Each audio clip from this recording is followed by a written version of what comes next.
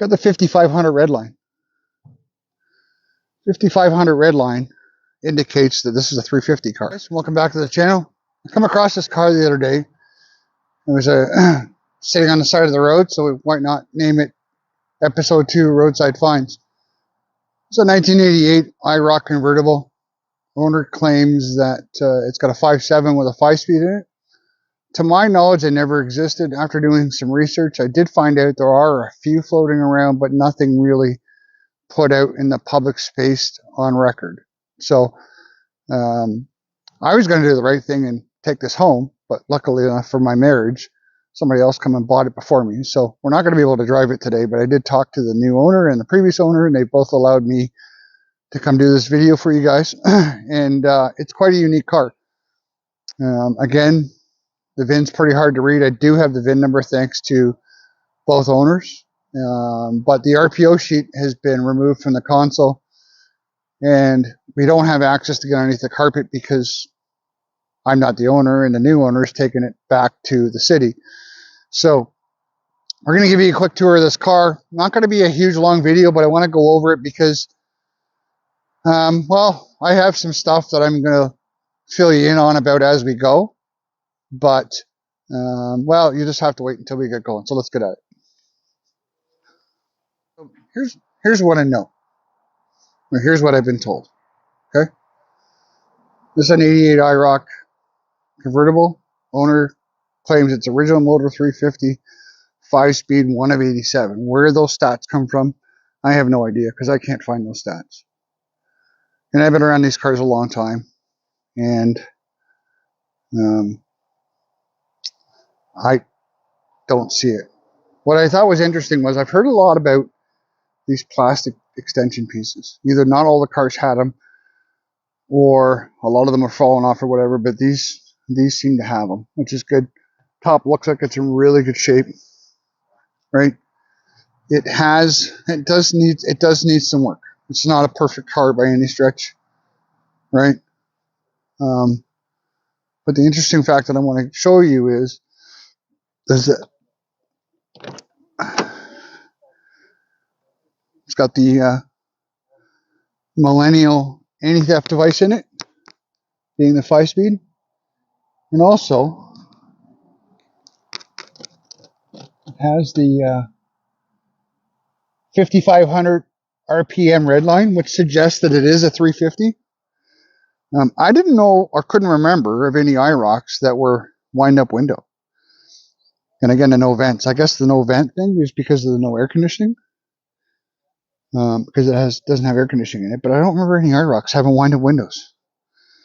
And somebody could say, well, this console and the tranny and all that's been transplanted. I guess it could. It's a lot of work.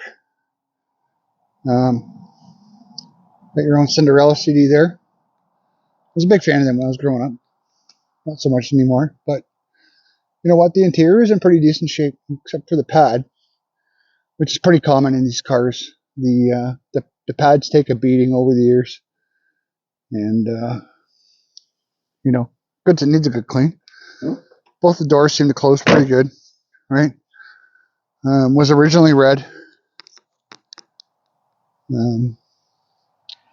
Has the 16-inch IROC wheels on it. Must be an IROC because it says it is. But what I find interesting is that when I ran this VIN, it came back as a 5-liter LO3 TPI or TBI. And then I got really confused and I had to refer to where I started out, you know, over 20 years ago, and that was on thirdgen.org, where, you know, another guy had a car similar to this, 5.7, but his VIN read 8th digit number 8, which is LO3, and it come back as a throttle body injection, right? So this car, GM didn't make a lot of hardtops to my knowledge. ASC, American Sunroof Corporation, made all of them for GM, from what I understand. Okay, so this car was either a hardtop or a T-top. It was a coupe and then converted. We did, I really wanted to see this, and it's gone, because that would have told us everything. I was hoping to see a corresponding RPO sheet with the same VIN to confirm the dash that this was L98 or one of the other 350s. And it's gone. Now, there is another build sheet under the carpet. Obviously, we're not going to get under the carpet because we're not going to tear this car apart. But I was disappointed with that. And I can't believe I've got 2 cars in a row now, both episodes, with RPO sheets missing. What are the odds of that? So, but under the hood is a TPI, 5 liter, 5.7. We're not really sure yet. I can't get to the back of the block number, but the block number doesn't mean anything because this could have been transplanted in this car. And I will, it's very subjective, and I get it. I hear you that are saying to me, Mark, this car could have been transplanted. The motor could have been transplanted. It could have, right? All the stickers on this car, and without going into the other spots, I have the VIN, so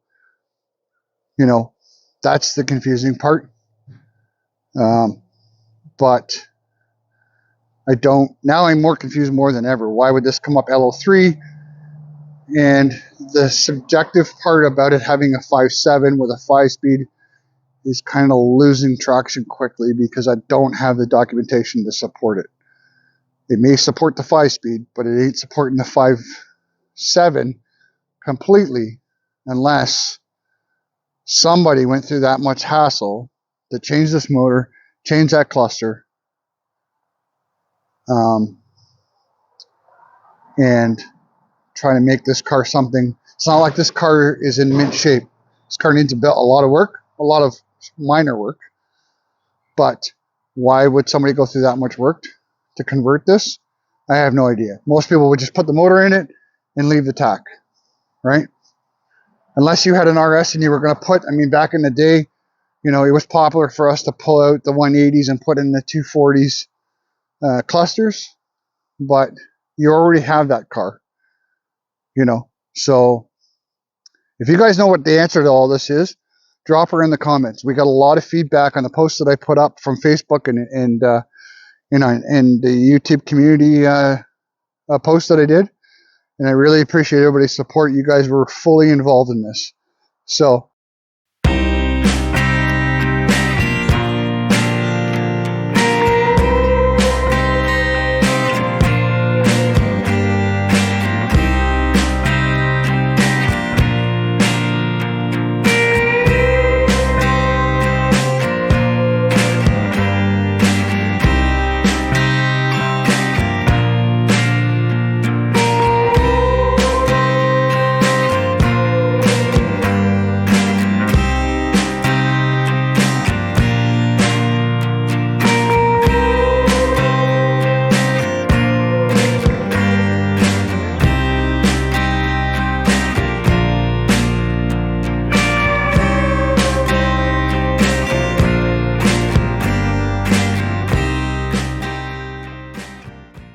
guys, thanks for checking out the video.